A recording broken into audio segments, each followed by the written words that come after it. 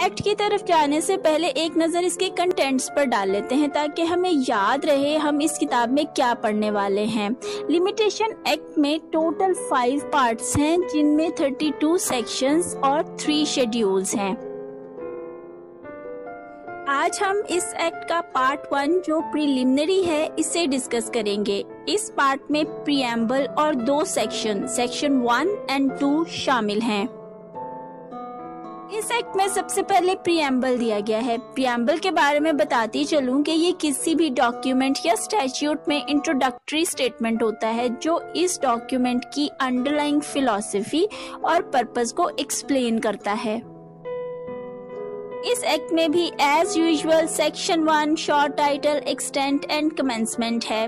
Section 1 का subsection 1 short title के बारे में है, जिसका मतलब होता है कि इस एक्ट का टाइटल क्या होगा जिससे इसकी पहचान हो, जो कि द लिमिटेशन एक्ट 1908 है। सेक्शन 1 का सबसेक्शन 2 एक्सटेंट है, जिसका मतलब होता है कि किसी स्टैट्यूट का इत्तलाक किस इलाके या जगह पर होगा। ये किसी सूबे या जिले पर भी हो सकता है, लेकिन लिमिटेशन एक्ट का इत्तलाक पूरे पाकिस्तान पर होता है।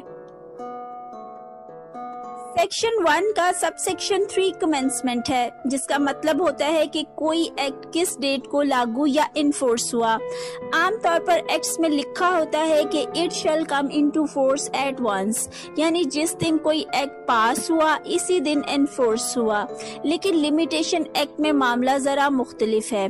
लिमिटेशन एक्ट के सेक्शन 1 का सबसेक्शन 3 कहता है कि ये सेक्शन मतलब सेक्शन 1 और सेक्शन 31 जिस वक्त पास हुए इसी वक्त इनफोर्स हो गए, लेकिन बाकी के सेक्शंस का नफाज 1 जनवरी 1909 के दिन से हुआ।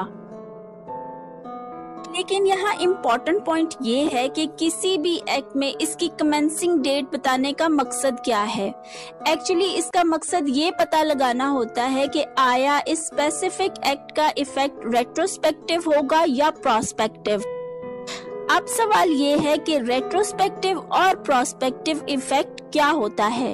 रेट्रोस्पेक्टिव इफेक्ट का मतलब होता है कि जिस दिन कोई भी पर्टिकुलर एक्ट पास हुआ इसका इत्तलाक इसकी अपनी कमेंसमेंट या एनफोर्समेंट से कितना अरसा पहले तक के लीगल मैटर्स पर होगा, जबकि प्रोस्पेक्टिव इफेक्ट का मतलब ये होता है कि इसकी कमेंसमेंट के बाद इसका इत्तलाक कौन कौन सी लीगल प्रोसीडिंग्स पर असरअंदाज होगा।